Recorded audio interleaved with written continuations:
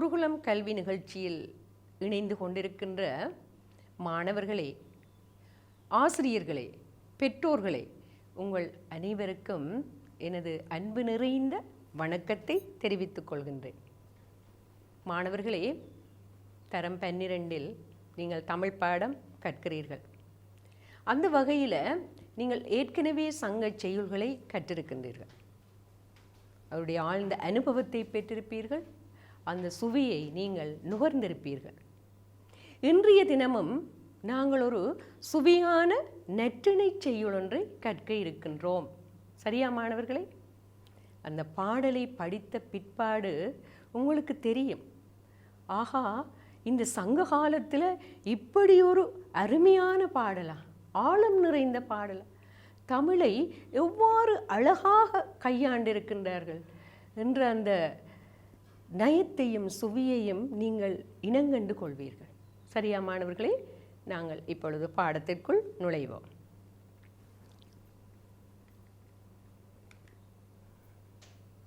சங்கப்பாடலில் நற்றிணை செய்யுள் விளையாடு ஆயமொடு என்ற பாடல் பிள்ளைகள்.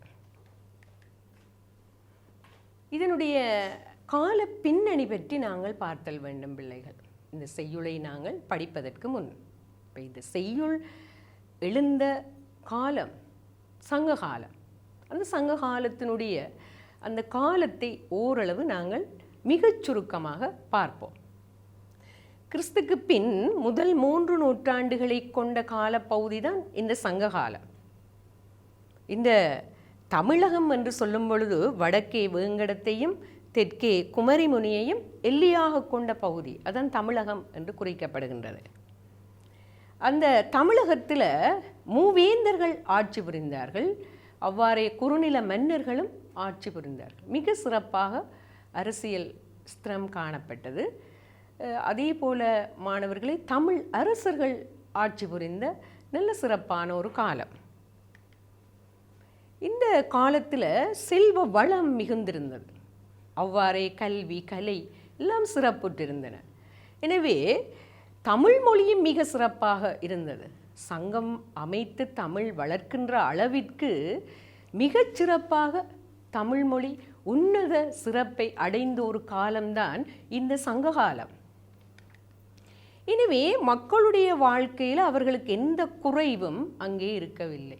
எனவே அவர்கள் உலகியல் வாழ்க்கையில் இன்புற்று திளைத்து வாழ்ந்தார்கள். இவ்வாறு உலகியல் வாழ்க்கையில் அவர்கள் இன்புற்று திளைத்து வாழும் பொழுது அவர்கள் இயல்பாகவே காதலுக்கு முக்கியத்துவம் கொடுத்தார்கள். எப்படிப்பட்ட காதல்? தலைவன் தலைவிக்கு இடைப்பட்ட அந்த காதல். அது மாத்திரமல்ல பிள்ளைகள், இந்த அகம் தவிர்ந்த புறவிடயங்கள், வீரம், புகழ், கொடை, நிலையாமை போன்ற இன்னோரென்ன அம்சங்களுக்கும் அவர்கள் முக்கியத்துவம் கொடுத்து மக்கள் வாழ்ந்திருக்கிறார்கள். இது நான் கூறவில்லை. இந்த இலக்கியங்கள் ஒவ்வொன்றும் இதற்கு சான்றாக அமைகின்றன பிள்ளைகள். நீங்கள் இந்த பாடல்களை படிக்கும் பொழுது இவற்றையும் நீங்கள் அதற்கூடாக பார்த்தல் வேண்டும். எனவே இவ்வாறாக இந்த மக்களுடைய வாழ்க்கை அமைகின்றது. எனவே புலவர்கள் தங்களுடைய அந்த பாடல்களுக்கு எதனை பொருளாக அமைத்தார்கள்? இந்த மக்களுடைய வாழ்க்கையைத்தான் பொருளாக அமைத்தார்கள். அவ்வாறு அவர்கள் அமைக்கும் பொழுது அகத்திணை புறத்திணை என பாகுபடுத்தினர். அகத்திணை என்னும் பொழுது மாணவர்களை நீங்கள் ஏற்கனவே கற்றுவிட்டீர்கள். இந்த பாடலை ஓரளவு நீங்கள் விளங்கிக் கொள்வதற்கு மிக சுருக்கமாக இதை நான் கூறுகின்றேன். அகத்திணை இது காதல் பொருள். பெயர் சுட்டாத காதற் பாடல்கள் இவற்றில் அடங்குகின்றன. இந்த அகம் என்னும் பொழுது மனமொத்த தலைவனும் தலைவியும் தமிழ் கூடிய இடத்து அவர்கள் அடைகின்ற அந்த இன்பத்தை இத்தன்மையானது என்று பிறருக்கு உணர்த்த முடியாது. அந்த உணர்வை வெளிப்படுத்த முடியாது. அதுதான் அக உணர்வு. இந்த வகையிலே இது சார்ந்த தான் இந்த அன்பின் ஐந்திணை. இது ஐவகை நிலங்களை அடிப்படையாக கொண்டது. குறிஞ்சி நிலம். குறிஞ்சி எப்படிப்பட்ட நிலம்? மலையும் மலை சார்ந்த இடம். அந்த குறிஞ்சி நிலத்துக்குரிய அக ஒழுக்கம் புணர்தல். அடுத்ததாக பிள்ளைகள் முல்லை. அது எப்படிப்பட்ட நிலம்? காடும் காடு சார்ந்த நிலம். அங்கே என்ன அக ஒழுக்கம்? இருத்தல் என்ற அக ஒழுக்கம். நெய்தல் நிலம் அது எப்படிப்பட்டது? கடலும் கடல் சார்ந்த இடம். அங்கே என்ன?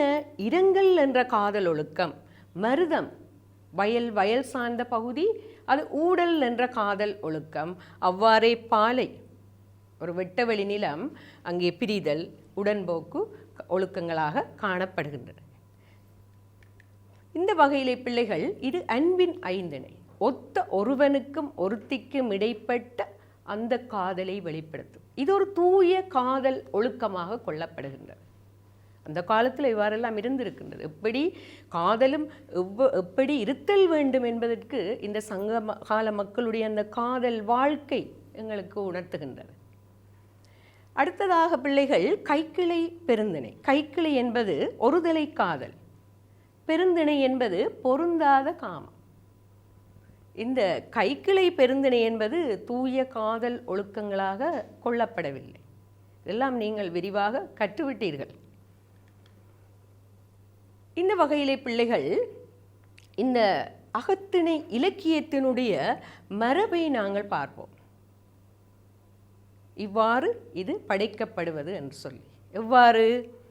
இங்கே பொருள் காதல், அன்பின் ஐந்திணை, கைக்கிளை பெருந்திணை. இந்த பாடல்களுடைய ஒரு சிறப்பு என்னவென்றால் அங்கே பெயர் சுட்டப்படுவதில்லை. இந்த நிலையில் நாங்கள் பார்க்கும் பொழுது பிள்ளைகள் அந்த காலத்தில் எவ்வளவு இந்த காதலை நாகரீகமாக கொண்டிருந்தார்கள். அந்த பெயர் அங்கே சுட்டப்படக்கூடாது. அந்த புலவனுக்குள்ள அந்த உணர்வு இருந்திருக்கின்றது. அடுத்ததாக முதல் கரு உரி பயன்பாடு இந்த அகப்பாடல்களில் காணப்படுகின்றன. முதல் என்னும் பொழுது நிலத்தையும் பொழுதையும் குறிக்கின்றது. நிலம் ஐவகை நிலங்கள் அவை குறிஞ்சி, முல்லை, மருதம், நெய்தல், பாலை. பொழுது என்னும் பொழுது பிள்ளைகள் பெரும்பொழுது சிறு பொழுது, அது ஒரு வருடத்தை வகுத்து பிரிப்பது.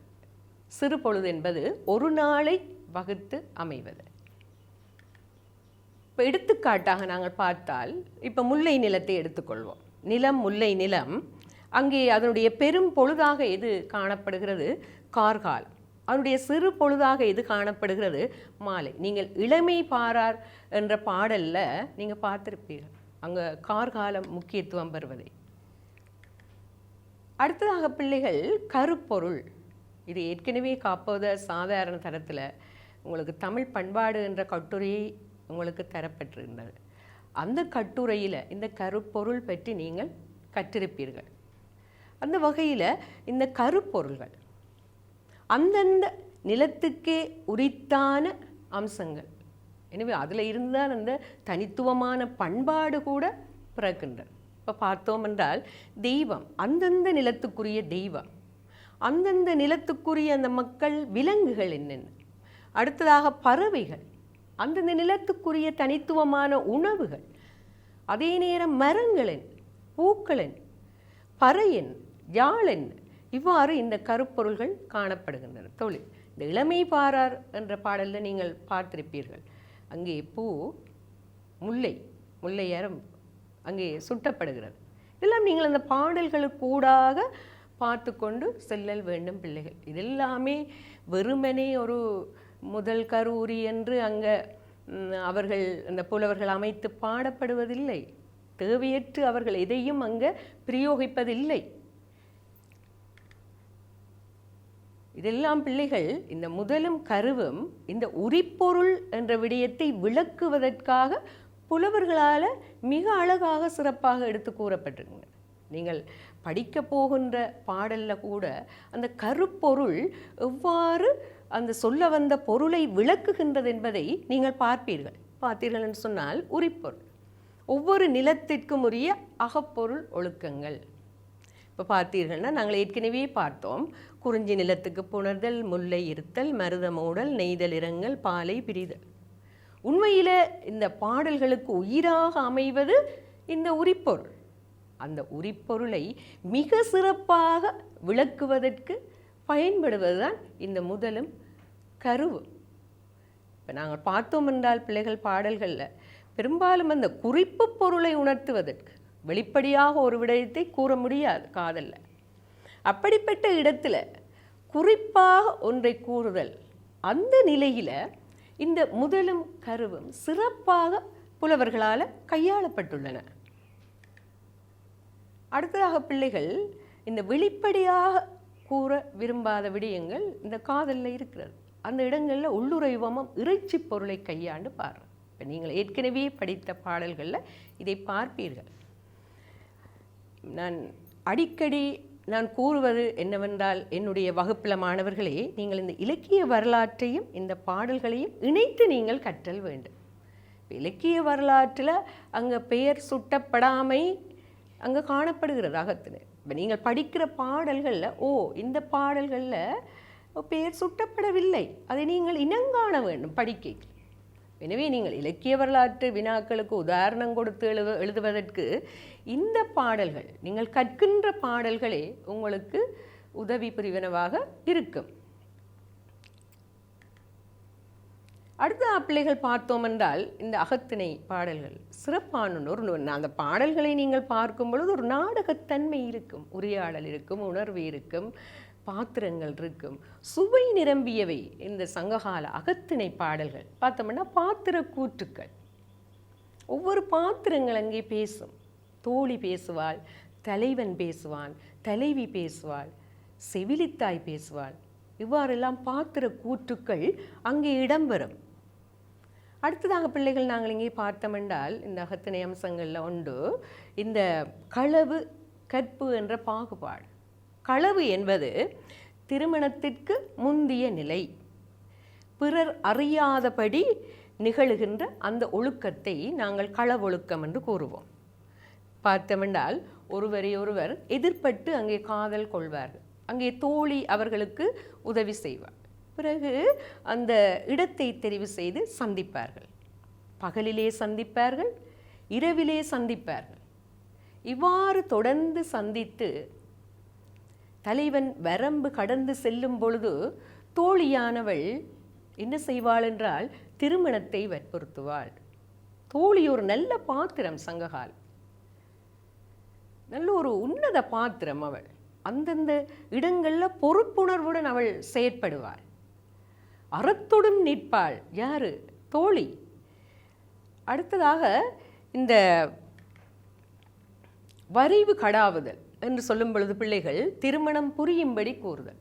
இந்த வரைவு கடாவுதல் பற்றி நீங்கள் படிக்கிற பாடல்லையும் பார்ப்பீர்கள். அவ்வாறு அடுத்த நிலை கற்பு. இந்த கற்பு என்பது திருமணத்துக்கு பின்னரான கற்பு ஒழுக்க வாழ்வு. எனவே அந்த கற்பொழுக்க வாழ்வு கூட சிறப்பாக இந்த சங்க இலக்கியங்களில் பேசப்பட்டுள்ளன. எனவே மிக சுருக்கமாக எங்களுடைய பாடலை கற்பதற்காக நாங்கள் கற்றோம் பிள்ளைகள். அந்த வகையில் இப்பொழுது இந்த சங்ககாலத்தில் எழுந்த நூல்கள் 11 மேற்கணக்கு நூல்கள். இது 8 தொகை, 8 நூல்கள், 10 பாட்டு, 10 நூல்கள். நாங்கள் படிக்க இருக்கிறது ஒரு அகத்திணை செய்யுள்.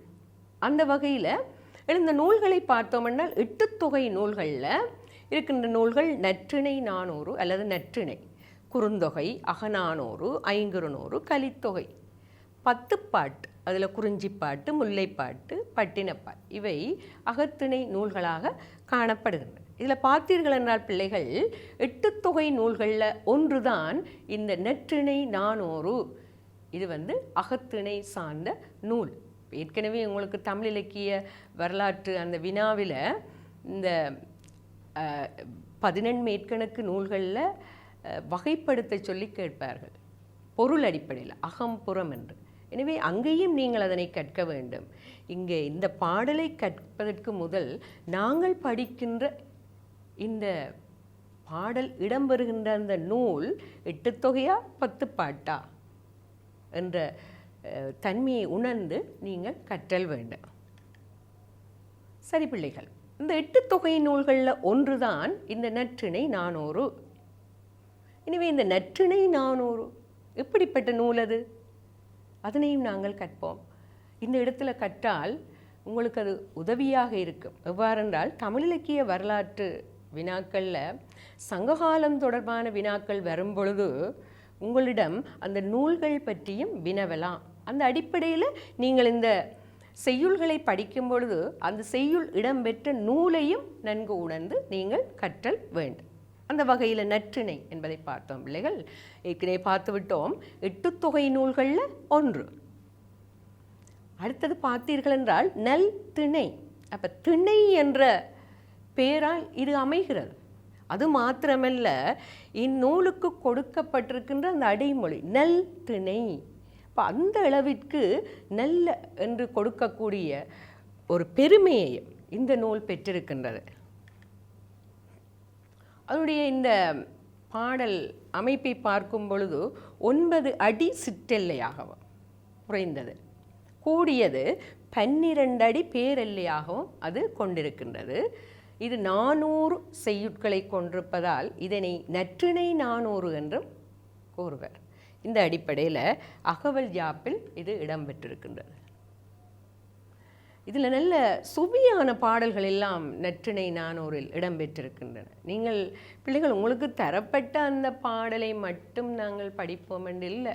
இந்த பாடல் நீங்கள் பார்த்தீர்கள் என்றால் அந்த விளையாடு ஆயமொடு என்ற அந்த பாடலை பார்த்தீர்கள் என்றால் நிச்சயம் ஏனைய நற்றிணை செய்யுள்களையும் நாங்கள் கற்றல் வேண்டும் என்ற ஒரு ஆர்வம் உங்களுக்கு ஏற்படும். அவ்வாறு உங்களுக்கு ஆர்வம் ஏற்பட வேண்டும். நீங்கள் ஏனைய நற்றிணை செய்யுளில் இடம்பெறுகின்ற மிக நல்ல செய்யுள்களை, சுவையான செய்யுள்கள் நிறைய இடம்பெற்றிருக்கின்றன. அதையாவது நீங்கள் கற்றல் வேண்டும். அந்த நூலை எடுத்து பார்த்தீர்கள் என்றால் ஒரு பாட்டு, அந்த காலத்துடைய மக்களுடைய பழக்க வழக்கங்கள், இந்த காதல் என்பது அந்த காமச்சுவை, அந்த விரகாபங்கள் எதுவுமே இல்லாமல் மிக ஆழமாக நுட்பமாக வெளிப்படுத்தப்பட்டிருக்கின்றன. அப்படியே நாங்கள் பார்த்தோம் என்றால் தலைவி தலைவனுக்கு இடைப்பட்ட அந்த காதல் எப்படி சொல்லப்பட்டிருக்கிறது, எப்படி அந்த தலைவி அந்த காதலை உணர்கின்றார், அந்த தலைவி அந்த காதலில் கொண்டிருக்கிற அந்த நம்பிக்கை உயர்வு, தலைவனில் கொண்டிருக்கின்ற அந்த அன்பு இதில் எடுத்து காட்டப்பட்டிருக்கு. பார்த்தீர்கள் என்றால் உங்களுடைய சுவைக்காக ஒரு சில அடிகளை பார்ப்போம். சாதல் அஞ்சேன் அஞ்சுவல் சாவின் பிறப்பு பிரிது ஆகுவது ஆயின் மறக்குவன் கொல்லென காதலன் எனவே. நான் அஞ்சுகின்றேன். எதற்காக? நான் இறந்துவிட்டால் அந்த பிறப்பில் என்னுடைய காதலன் என்னை மறந்து விடுவானோ என்று நான் சாவதற்கு பயப்படவில்லை. எவ்வளவு அருமையாக இந்த இடத்துல அந்த தலைவி கூறுகின்றார். இதில் அந்த காதலின் உன்னதமும் தூய தன்மையும் வெளிப்படுகின்றது. சரி பிள்ளைகள், இந்த நற்றிணை செய்யுள்ள நிறைய அந்த மக்களுடைய பழக்க வழக்கங்கள், பண்பாடுகள் கூட வெளிப்பட்டு காணப்படுகின்றன. சரி பிள்ளைகள், அந்த நூலை பற்றி ஓரளவு நாங்கள் சுருக்கமாக அறிந்துவிட்டோம். அந்த நூலில் இடம்பெற்ற ஒரு பாடல் தான் இந்த பாடல். இந்த பாடலை இயற்றியவர் யார் என்பது தெரியாது. திணை இந்த பாடலுடைய திணை பிள்ளைகள் நெய்தல். துறை என்னும் பொழுது பகற்குறி வந்த தலைமகனை தோழி வரைவு கடாயது.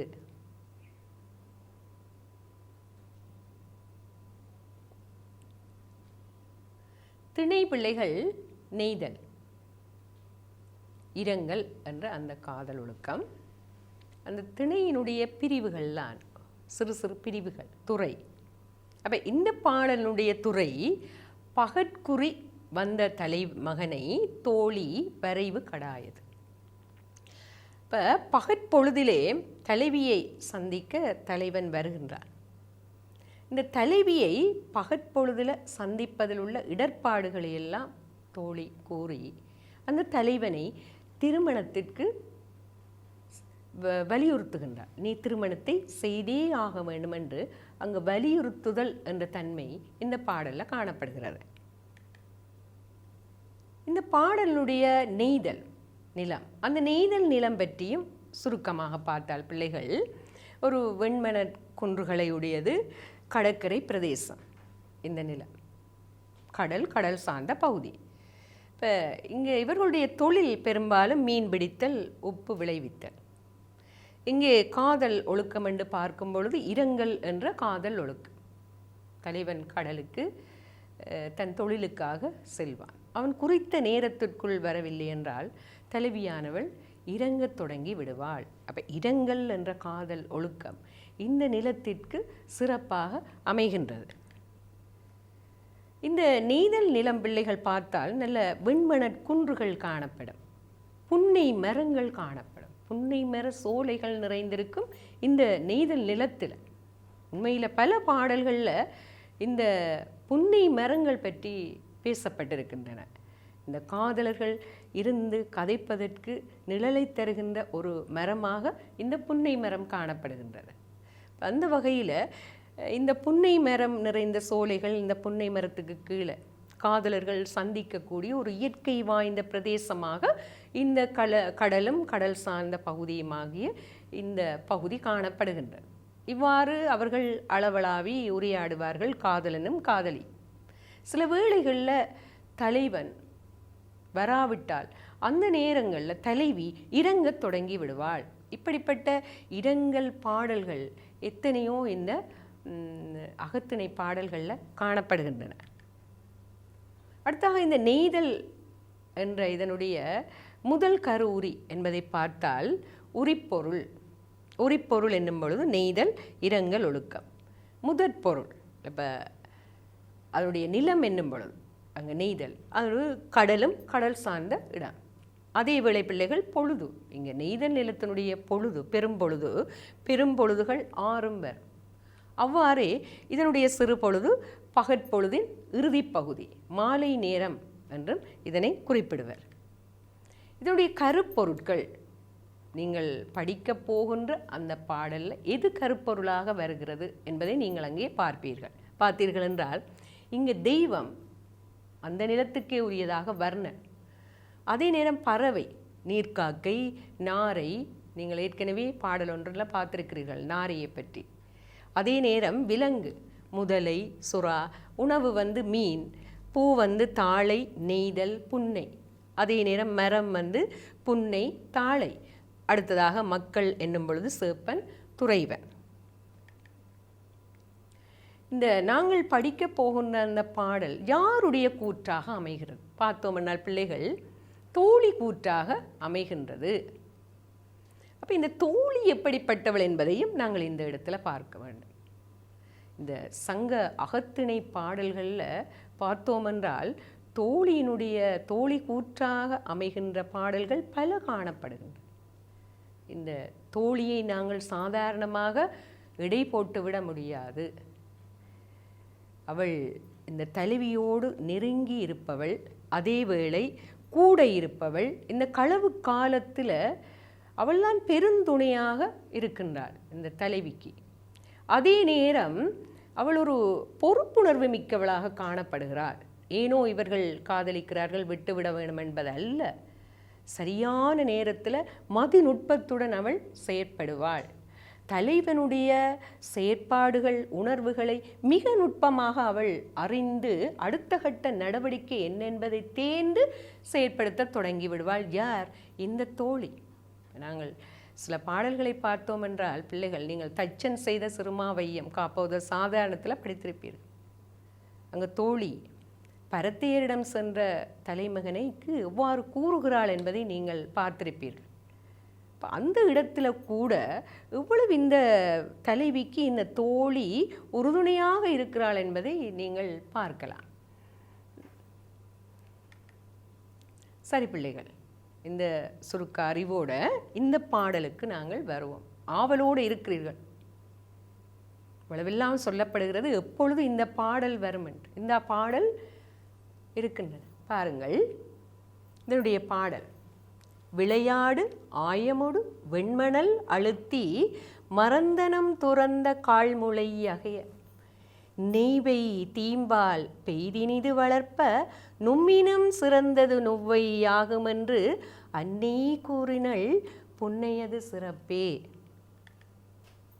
அம்மா நாணுதும் நும்மொடு நகையே விருந்தில் பாணர் விளரிசை கடுப்ப வலம்புரி வான்கோடு நரலும் இலங்கு நீர் துறைகளு கொண்க நீ நல்கின் நிறைபடு நீழல் பிறவுமாறுளவே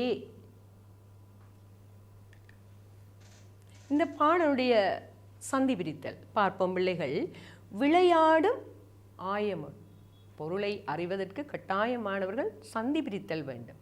அந்த வகையில் விளையாடும் ஆயமோடு மணல் அழுத்தி மறந்தனம் துறந்த கால் முளை அகைய நெய் பெய் தீம்பால் பெய்து இனிது வளர்ப்ப நும்மினம் சிறந்தது நொவ்வை ஆகுமென்று அன்னை கூறினள் புன்னையது சிறப்பே. அம்ம நாணுதும் நும்மொடு நகையே விருந்தில் பாணர் விளர் இசை கடுப்ப வலம்புரி வான்கோடு நரலும் இலங்கு நீர் துறைகளு கொண்க நீ நல்கின் நிறைபடு நீழல் பிறவுமார் உளவே. எனவே மாணவர்களே, இந்த பாடலை நன்றாக நீங்கள் சந்தி பிரித்து கற்றல் அவசியம். நீ மாணவர்களே, இந்த பாடலில் உள்ள அரும்பதங்களை பார்ப்போம்.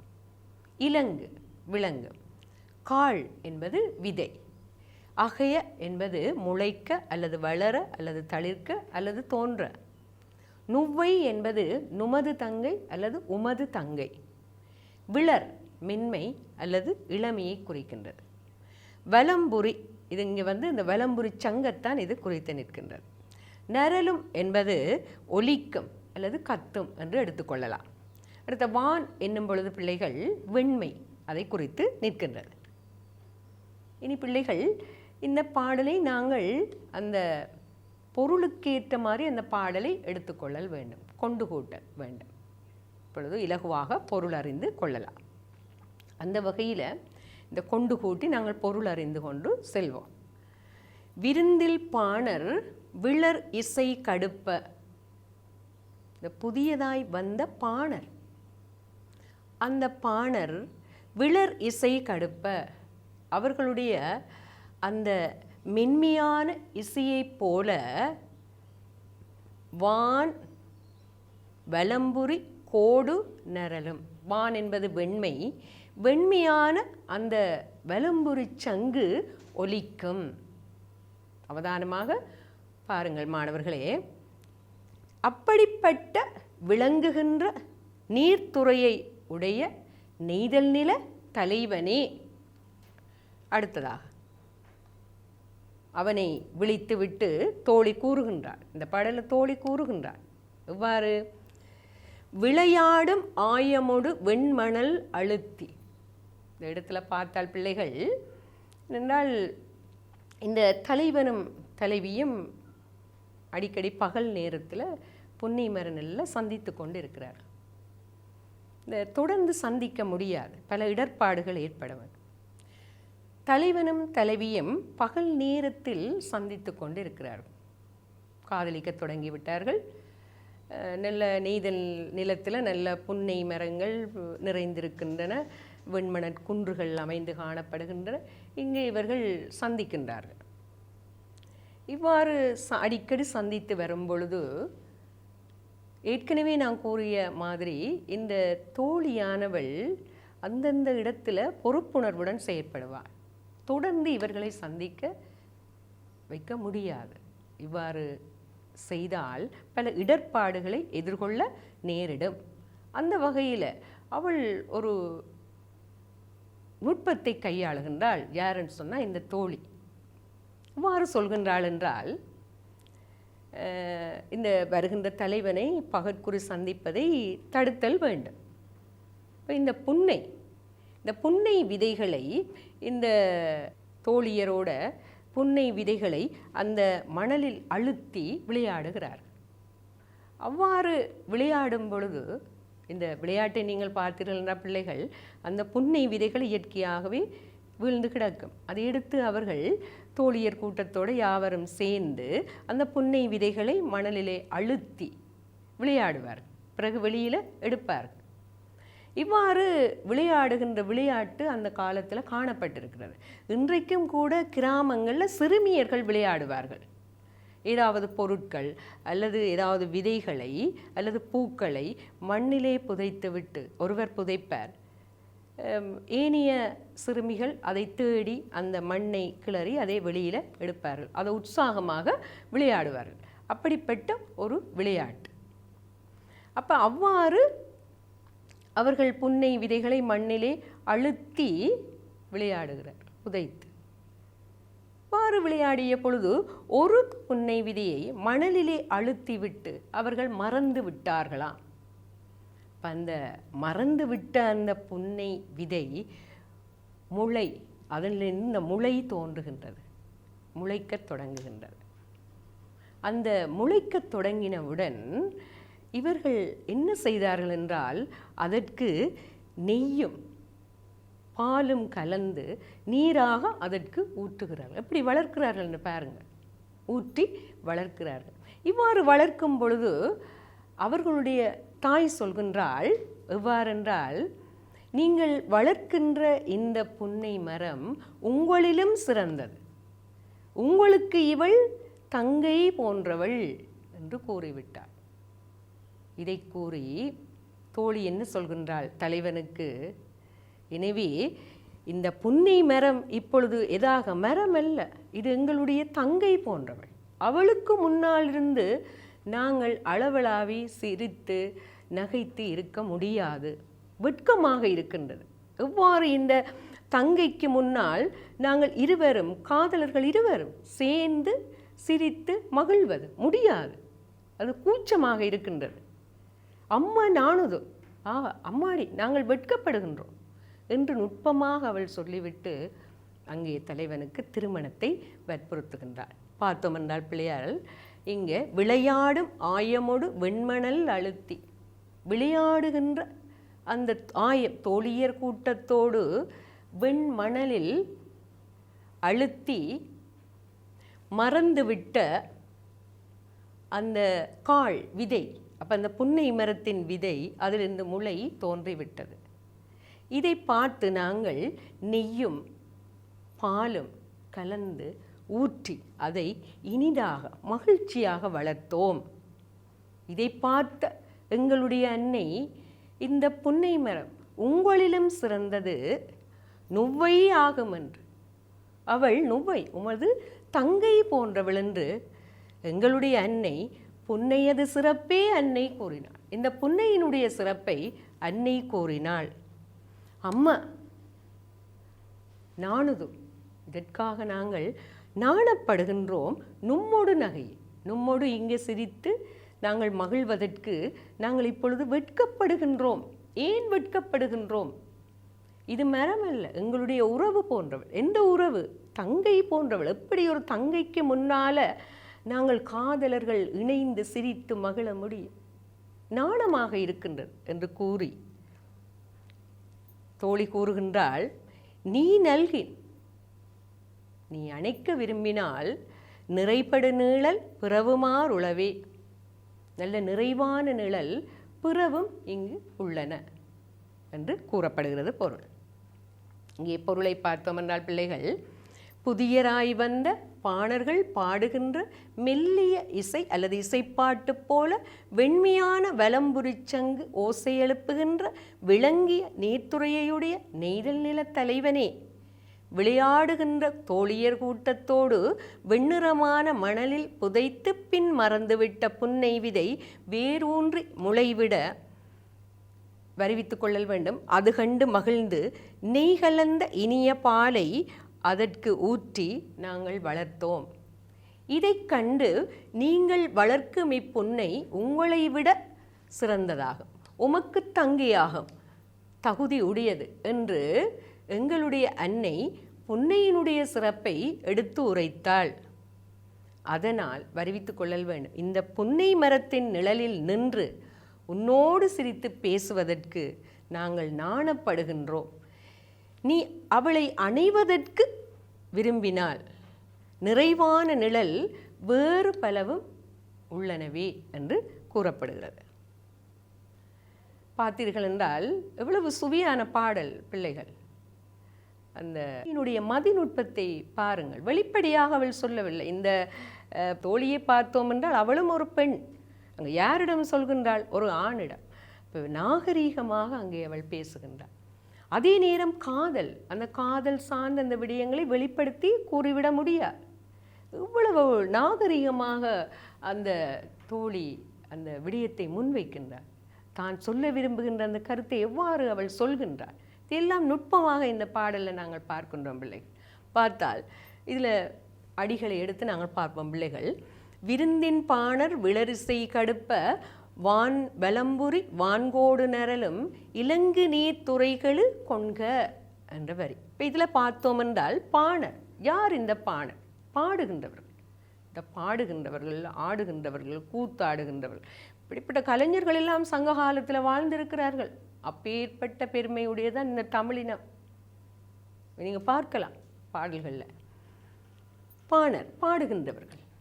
அப்போ இயல்பு என்ன? அவர்கள் பாடுகின்றவர்கள், பாடல் பாடி பரிசில் பெற்று வாழ்பவர்கள் தான் இந்த பாணர். அந்த பாணருடைய இயல்பு இதில் எடுத்து சொல்லப்பட்டிருக்கு. அது முக்கியமல்ல, நீர்த்துறையினுடைய சிறப்புக்காகத்தான் இது இங்கே எடுத்து சொல்லப்பட்டிருக்கிறது. பார்த்தீர்கள்னா நீர்த்துறையினுடைய சிறப்பு என்ன? அங்கே நீர்த்துறையினுடைய சிறப்பு, இந்த வலம்புரி சங்கு அந்த நீர்த்துறையில் ஒலித்து கொண்டு இருக்கின்றதா. இந்த சங்குகளில் வலம்புரி சங்கு பிள்ளைகள் மிக சிறப்பு வாய்ந்தது, அரிதானது. இந்த இந்து மாணவர்களுக்கு தெரியும், இந்த இந்து மத வாழ்க்கையில் இந்த வலம்புரி சங்கு மிக முக்கியமான இடத்தை பெற்றிருக்கின்றது. வீட்டில் வைத்தால் லக்ஷ்மிகரம் கிடைக்கும் என்று சொல்லி வீட்டில் வைத்து பூசை கூட இயற்றுவார்கள் இந்த சங்கினை வைத்து.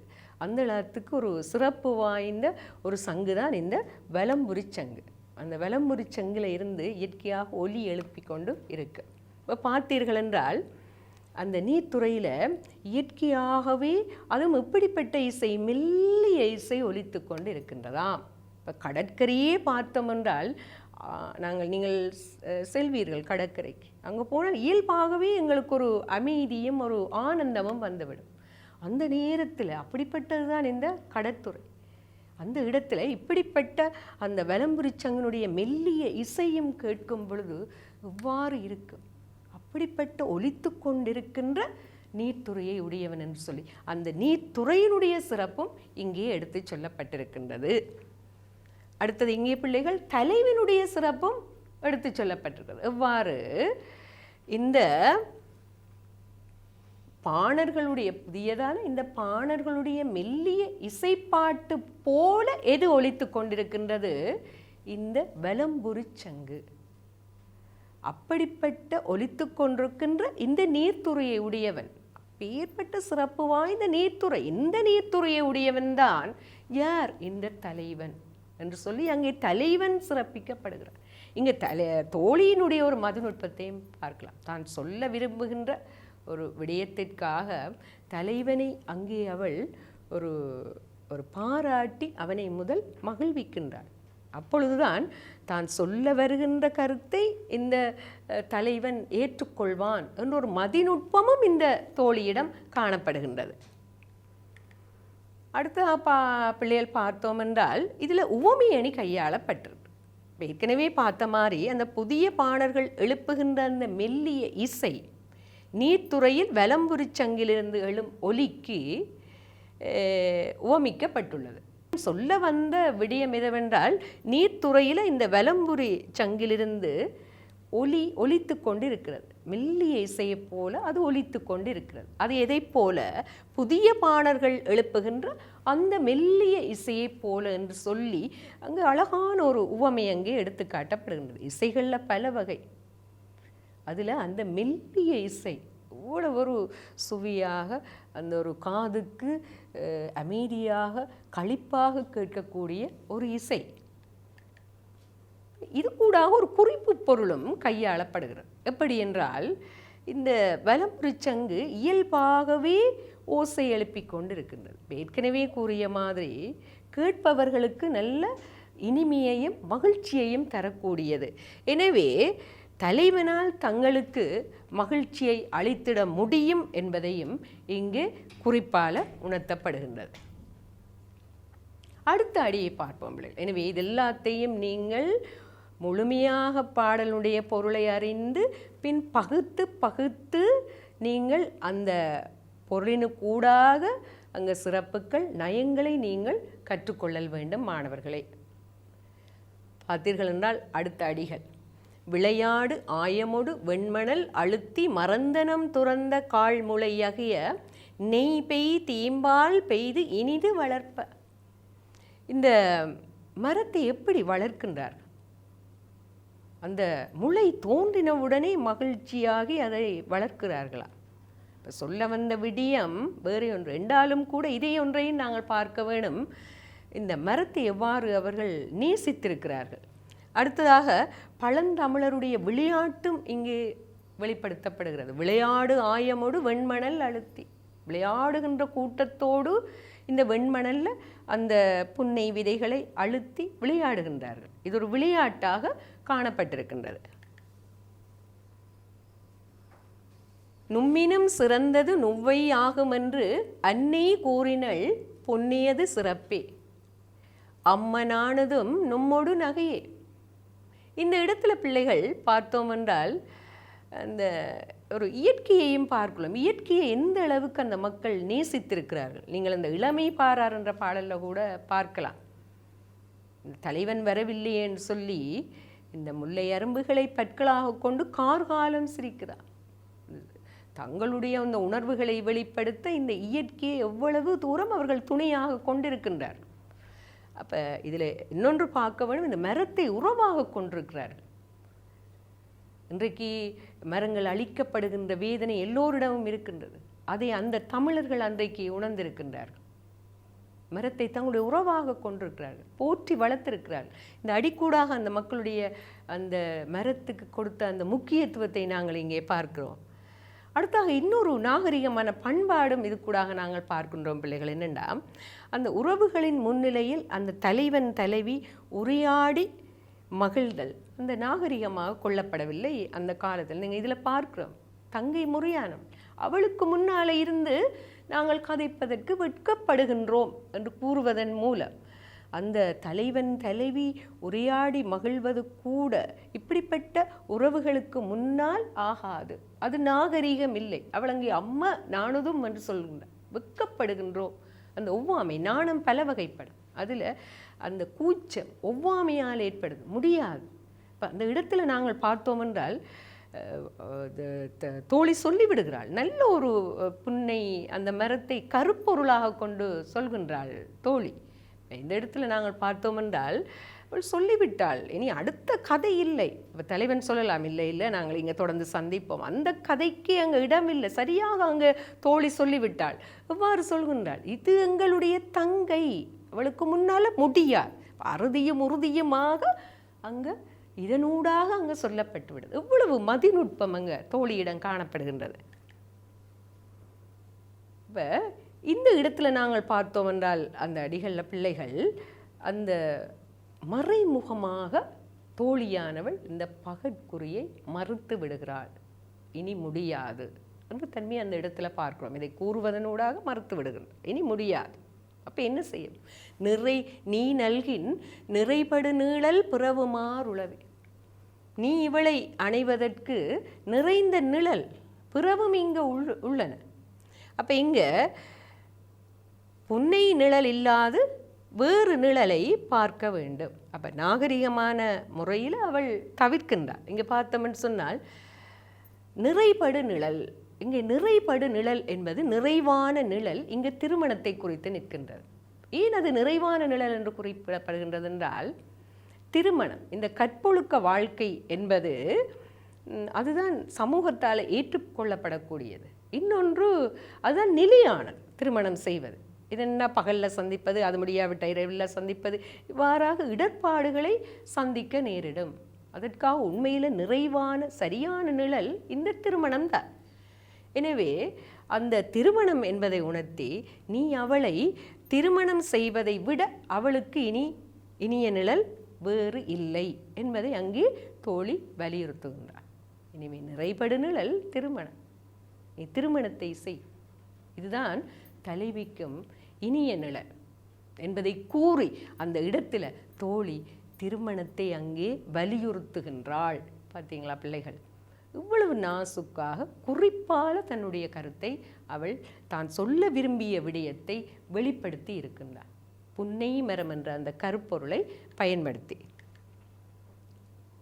சரி பிள்ளைகள், இந்த பாடல் என்ற சுவையை நீங்கள் நுகர்ந்திருப்பீர்கள்.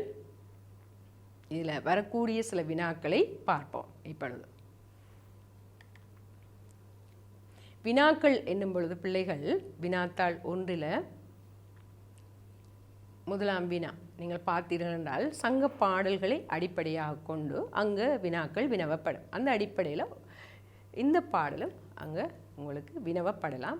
ஏற்கனவே இந்த பாடல் இறுதி பரீட்சையில் வந்துவிட்டது என்றாலும் இந்த வினாக்களை நாங்கள் பார்ப்போம். நீங்கள் படித்தல் அவசியம். இது வந்துவிட்டது, நாங்கள் படிக்கக்கூடாது அப்படி இல்லை, வரலாம், நீங்கள் படிக்கத்தான் வேணும். அதுக்கப்பால் இந்த பாடல் என்ற சுவையை நுகர்ந்து நீங்கள் கற்கத்தான் வேணும்.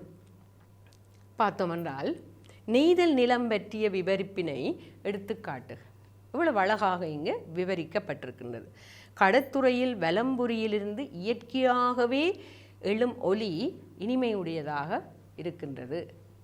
எனவே நீர்த்துறையில் வலம்புரி சங்கிலிருந்து எழும் ஒலிக்கு புதிய பாணர்கள் எழுப்புகின்ற அந்த மெல்லிய இசை, இந்த நீர்த்துறை எவ்வாறு விவரிக்கப்படுகின்றது?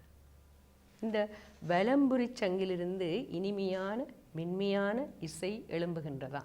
அப்படிப்பட்ட நீர்த்துறை அது எதை போல இருக்குன்னு சொன்னால், இந்த புதிய பாணர்கள் எழுப்புகின்ற இசையைப் போல, மென்மையான அந்த இசையைப் போல இருக்கின்றதுன்னு சொல்லி கூறப்படுகின்றது.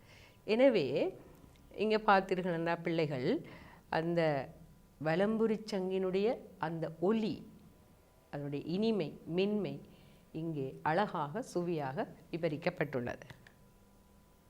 அடுத்த வினாவை பார்த்தோம்னால் பிள்ளைகள், தோழி தலைவனுக்கு உணர்த்த கருதியது யாது? என்னத்தை அவள் சொல்ல வந்தவள்? தலைவியோடு பகலில் வந்து புன்னை மர நிழலில் தலைவியை சந்தித்து செல்வதை தவிர்த்து நீ விரைவில் இந்த தலைவியை திருமணம் செய்ய வேண்டும் என்பதை அவள் வற்புறுத்துகின்றாள். இதுதான் அவள் சொல்ல கருதியது, நீ திருமணம் செய்தல் வேண்டும். அங்கே எந்த கதையும் இல்லை. அதுக்காகத்தான் அங்கே தங்கை என்று சொல்லிவிட்டாள். மாற்று கருத்துக்கு அங்கே இடமே இல்லை. எவ்வாறு அவள் அதை சொல்ல வருகின்றாள்? இதுதான் இந்த பாடலில் அந்த புலவன் கையாண்ட அந்த சிறப்பு. எவ்வாறு அவன் சொல்லலாம், யாவரும் சொல்லலாம். ஆனால் இவ்வளவு ஒரு நுட்பமாக இங்கே சொல்லப்பட்டிருக்கின்றது. குறிப்பால் அந்த தோழி சொல்வதாக அமைகிறது. புன்னை தலைவிக்கு தங்கை போன்றவள் என்றும், இந்த தங்கையின் முன்னிலையில் தலைவன் சந்திப்பதற்கு தலைவி வெட்கப்படுவதாக கூறி, இனி அந்த புன்னை நிழலில் அல்லாது வேறு நிழல் பார்த்தல் வேண்டும் என்பதன் மூலம் இந்த பகற்குறி மறுக்கப்பட்டு நீ தலைவியை திருமணம் செய், அவளுக்கு இனிய நிழல் இந்த திருமணம்தான் என்பதை மிக நுட்பமாக குறிப்பால் அவள் சொல்ல கருதிய அந்த விடயம் வெளிப்படுத்தப்பட்டிருக்கின்றது. அடுத்த வினாவை பார்த்தோம் என்றால் பிள்ளைகள், இப்பாடலில் புன்னை மரம் பெறும் இடத்தினை மதிப்பிடுக. ஏற்கனவே பார்த்தோம், இந்த நெய்தல் நிலத்தில் புன்னை மரம் மிக சிறப்பு வாய்ந்தது. காதலர்கள் தங்களுடைய காதலை வெளிப்படுத்துவது இந்த புன்னை மரப்பூக்களை கொடுப்பார்களாம். இந்த புன்னை மர நிழலில் இருந்து சந்தித்து கதைப்பார்கள். இப்போ இவர்களுக்கு இந்த காதலர்களுக்கு ஒரு உறவாக இருப்பது இந்த புன்னை மரம். அப்போ நெய்தல் நிலத்தினுடைய சிறப்பு வாய்ந்த கருப்பொருள் இந்த புன்னை மரம். இந்த புன்னை மரத்தடியில் சந்திக்கிறது. அந்த புன்னை மரத்தை வைத்துத்தான் இந்த தோழியானவளும் தான் சொல்ல வந்த கருத்தை கூறுகிறாள். அவள் தங்கை போன்றவள், தலைவி வெட்கப்படுகின்றாள். எனவே இங்கு சந்திக்க முடியாது, நீ திருமணத்தை செய். அப்போ சொல்ல கருதியதை அங்கே சொல்வதற்கு புன்னை மரம் என்ற அந்த கருப்பொருள் இங்கே உதவி நிற்கின்றது. பார்த்திருக்கின்ற பிள்ளைகள், அடுத்ததாக இச்செய்யுளில் கையாளப்பட்ட உவமை அணியை எடுத்துக்காட்டி விளக்குக. உவமை அணி கையாளப்பட்டிருக்கிறது. அப்போ எந்த இடத்துல அங்கே உவமை அணி கையாளப்பட்டிருக்கிறது, அந்த அடிகளை இனங்காணுதல் வேண்டும். அப்போ உவமையினை எடுத்துக்காட்டி விளக்குக. அப்போ அந்த அடியை நீங்கள் எடுத்துக்காட்ட வேணும், அதற்கு புள்ளி இருக்கிறது. பின்பு அதனை நீங்கள் விளக்கி எழுதுதல் வேண்டும். பார்த்தீர்கள் என்றால், விருந்தில் பாணர் விளரிசை கடுப்ப வலம்புரி வான்கோடு நரலும் இலங்கு நீர்த்துறை. அப்போ இங்கே உவமானம் அந்த அடிகளை எடுத்து காட்டுவீர்கள். உவமானம் புதிய பாணர்கள் எழுப்புகின்ற அந்த மெல்லிய இசை, இது உவமானம். உவமேயம் நீர்த்துறையில் வலம்புரி சங்கிலிருந்து எழுகின்ற அந்த ஒலி. இந்த ரெண்டுக்கும் இடைப்பட்ட அந்த பொதுத்தன்மையை பார்த்தோம் என்றால் பிள்ளைகள், அங்கு இனிமை மென்மை இதை நீங்கள் விளக்கி எழுதல் வேண்டும். நீங்கள் திரும்பவும் கூறுகின்றேன், நீங்கள் படிக்கின்ற பாடல்களை முழுமையாக பொருளறிந்து கற்றல் வேண்டும். அடுத்து நீங்கள் பகுத்து பகுத்தும் கற்றல் வேண்டும். அதற்காகத்தான் உங்களுக்கு நான் இங்கே பகுத்துத்தான் நான் உங்களுக்கு விளக்கி இருக்கிறேன். நீங்கள் கற்றலும் இவ்வாறு தான் செய்தல் வேண்டும். நுட்பமாக உங்களுக்கு அது விளங்கும். அடுத்ததாக பிள்ளைகள் இந்த வினாவை பார்ப்போம். இப்பாடலில் புலப்படும் சங்ககால மக்களது வாழ்வியல் அம்சங்கள். இந்த பாடலுக்கூடாக வாழ்வியல் அம்சங்கள் வெளிப்படுகின்றன. நான் ஏற்கனவே கூறியது மாதிரி இந்த நற்றிணை செய்யுள்களில் பல இடங்களில் வெளிப்படுத்தப்பட்டிருக்கு. இந்த அவர்களுடைய நம்பிக்கைகள், அவர்களுடைய கருத்துக்கள், அவர்களுடைய பண்பாடுகள் என்பன இந்த நற்றிணை செய்யுளுக்கு ஊடாக வெளிப்படுத்தப்பட்டிருக்கிறது. இந்த பாடலையும் பார்த்தோம் என்றால் விளையாட்டு, அந்த விதைகளை மண்ணில் புதைத்து விளையாடுகிற அந்த ஒரு விளையாட்டை அந்த இடத்துல நாங்கள் அறிந்து கொண்டிருக்கின்றோம். அடுத்ததாக தாவரங்கள் மீது அவர்கள் அன்புறவு கொள்ளுதல். அங்கே தாய் சொல்லுகின்றாள், எப்படி நும்மிலும் இவள் சிறந்தவள் என்ற பார்த்தீர்கள் என்றால் இவ்வளவு ஒரு அருமையான கருத்து. இந்த மரங்களுக்கு எவ்வளவு முக்கியத்துவம் கொடுத்திருக்கிறார் இந்த பாடலில் பார்க்கின்றோம். அங்கே தாய் சொல்கின்றாள் நும்மிலும் சிறந்தவள் என்னும் பொழுது அங்கே இவ்வளவு அந்த மரம் என்பது முக்கியத்துவப்படுத்தப்படுகிறது. உங்களிலும் சிறந்தவள் என்னும் பொழுது அந்த மரத்துக்கு கொடுத்த அந்த முக்கியத்துவத்தை அந்த இடத்துல பார்க்கின்றோம். அந்த மரத்தை ஒரு உறவாக கொண்டிருக்கின்றார்கள். இன்றைக்கு நாங்கள் பார்க்கிறோம் பிள்ளைகள், மரங்களை வளர்த்தல் வேண்டும். இயற்கை சமநிலையை பேணுவதற்கு இந்த மரங்கள் மிக முக்கியமான, அதை எங்களுடைய பண்டைக்கால தமிழர்கள் உணர்ந்திருக்கின்றார்கள். இது கூட அதையும் நாங்கள் பார்க்கின்றோம். எப்படிப்பட்டது ஒரு உறவாக, அதுவும் எப்படிப்பட்ட உறவு, ஒரு தங்கை உறவு. அந்த அளவுக்கு இந்த மரங்கள் மீது கொண்டிருக்கின்ற அந்த ஆழ்ந்த அன்பு இந்த இடத்துல வெளிப்படுத்தப்பட்டிருக்கிறது. அந்த இடத்தையும் நாங்கள் இங்கே பார்க்கின்றோம். அடுத்ததாக உறவுகள் முன்னிலையில் அந்த காதலன் காதலி இருந்து சிரித்து மகிழ்வது, இது நாகரிகமாக எங்களுடைய பண்டை தமிழர்கள் கொள்ளவில்லை என்பதும் இங்கே புலப்படுகின்றது. என் தங்கை அவளுக்கு முன்னால் இருந்து கதைத்து மகிழ்வதற்கு அம்மா நானுதோ மாடி நாங்கள் வெட்கப்படுகின்றோம். அவள் அந்த உணர்வோடு அந்த இடத்துல சொல்கின்றாள். அந்த உணர்வின் வெளிப்பாட்டை அந்த இடத்துல நாங்கள் பார்க்கின்றோம். அப்போ இப்படிப்பட்ட ஒரு நாகரிகமான பண்பும் அந்த காலத்தில் அவர்களுடைய வாழ்வியல் அம்சமாக இருந்திருக்கின்றது. இந்த செய்யுளினுடைய உத்திகள் என்ற வகையில் பார்ப்போம் பிள்ளைகள், புன்னை மரத்தை கருப்பொருளாக கொண்டு குறிப்பு பொருளை அங்கே உணர்த்துகின்ற ஒரு தன்மை காணப்பட்டது. மிக நுட்பமான ஒரு உத்தி அது இங்கே கையாளப்பட்டிருக்கிறது. அதே நேரம் தலைவனது நாட்டு சூழலை விவரிப்பதன் ஊடாக அங்கே குறிப்பு பொருள் உணர்த்தப்பட்டிருக்கின்றது. இந்த வினாவும் உங்களிடம் வினவப்படலாம் பிள்ளைகள். இப்பாடலில் புலப்படும் சங்ககால அக இலக்கிய பொருள் மரபு பற்றி விளக்குக என்று கேட்கலாம். அந்த வகையில் பெயர் சுட்டாம். இந்த பாடலை பார்த்தீங்கன்னா அங்கே பெயர் சுட்டப்படவில்லை. அடுத்ததாக பாத்திரக்கூற்று, யார் கூறுகிறாளிங்க, தோழி. அடுத்ததாக இங்கே இரங்கல் என்ற ஒழுக்கம் காணப்படுகின்றது. அடுத்ததாக அன்பின் ஐந்திணை வெளிப்பாடாக காணப்படுகிறது. அடுத்ததாக இங்கே முக்கியமானது இந்த கருப்பொருள் பயன்பாடு காணப்படும். முதல் கருப்பொருள் பயன்பாடு இங்கே முக்கியமாக காணப்படுகின்றது. அடுத்ததாக பிள்ளைகள் இன்னொரு வினாவை பார்த்தோம் என்றால் கருப்பொருள் பயன்பாடு பற்றி விளக்குக. இந்த இடத்துல உண்மையில் இந்த புன்னை மரம் என்ற அந்த கருப்பொருள் ஒரு முக்கிய இடம் இங்கே பெறுகின்றது. நெய்தல் நிலத்துக்குரிய மரம்தான் இந்த புன்னை மரம். இந்த உரிப்பொருள், இந்த சொல்ல வந்த அந்த விடயத்தை விளக்குவதற்கு இந்த கருப்பொருள் அங்கே கையாளப்பட்டிருக்கிறது. இந்த கருப்பொருளின் ஊடாக சொல்ல கருதியது குறிப்பால் இங்கே உணர்த்தப்பட்டிருக்கின்றது. அடுத்து மாணவர்களே, சொற்களின் பொருள் பற்றியும் நீங்கள் அறிய வேண்டும், அறிந்து வைத்திருத்தல் வேண்டும். அப்படிப்பட்ட வினாக்களும் உங்களிடம் கேட்கப்படுவது வழக்கம். அதில் பார்க்கும் பொழுது காள் என்பது இங்கே புன்னை விதை அல்ல, காள் என்பது இங்கே விதை. விதி என்று தெளிவாக நீங்கள் எழுதுதல் வேண்டும். நுவ்வை என்றால் உமது தங்கை, அகைய என்பது தோன்ற. இப்போ நீங்கள் தெளிவாக எழுத்துப்பிழை இல்லாமல் இப்படி சொற்பொருள் கேட்கும் பொழுது இந்த இடத்துல இதை அவதானிக்க வேண்டும். ஒரு சொல் இன்னொரு பொருளாக மாறிவிடும். எனவே இந்த இடத்துல நீங்கள் எழுத்துப்பிழை இல்லாமல் எழுதுதல் அவசியம். சரி மாணவர்களே, இவ்வளவு நேரமும் நாங்கள் நல்லோரு சுவையான பாடல்ல நானும் நீங்களும் இணைந்திருந்தோம். நிச்சயம் நீங்கள் இந்த நேரத்தில் இந்த பாடலை இன்னொரு தரம் படிக்க வேணும் என்ற உணர்வோடு நீங்கள் படிப்பீர்கள். திருப்பி திருப்பி இந்த பாடலை நீங்கள் படிப்பீர்கள். அவ்வளவு ஒரு சுவையான பாடல், எவ்வளவு விடயங்கள் அந்த பாடலில் அடங்கி இருக்கின்றன. இந்த பண்டை தமிழருடைய வாழ்வியலை பார்க்கின்றோம், அந்த காதலை பாருங்கள், சொல்ல வந்த விடயத்தை பாருங்கள், அதை எவ்வாறு சொல்கின்றாள் என்பதை பார்க்கின்றோம்.